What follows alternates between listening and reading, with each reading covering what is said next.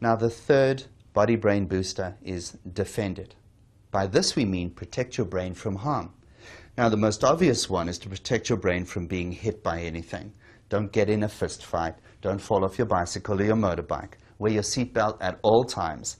And as you get older, stay off the roof of your house. Don't clean out the gutters. Don't get ready and do those silly things. That's what gets people of my age into hospital being looked after people who are much younger than me. And they will tell me I should know better. Not so obvious are the things that we do a lot of. The first one is alcohol. Alcohol makes your brain go down. And it's even worse when we don't drink regularly. In fact, when we drink in spikes, we just pack it in one weekend. That really causes a lot of damage. That hangover you feel, that's brain damage. The same thing applies to all kinds of drugs that you might get on the street, or you might even take as a prescription.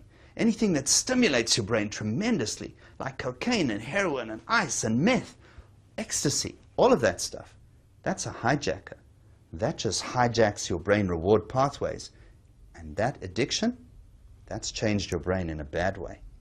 Things that put you to sleep, like alcohol, Valium, sleeping tablets, these things are not good as well, because your brain doesn't like being put to sleep. That's changing your brain in a bad way. And while we're talking about sleep, if you get anything less than about 7.5 to 8 hours a night, your brain is changing, not in a good way. Your brain has a lot of things to do when you're asleep. Organizing your memories and getting rid of a whole lot of garbage that you learned in your history lessons. This is stuff you've got to get out of your life. It happens while you're sleeping. Don't sleep too much.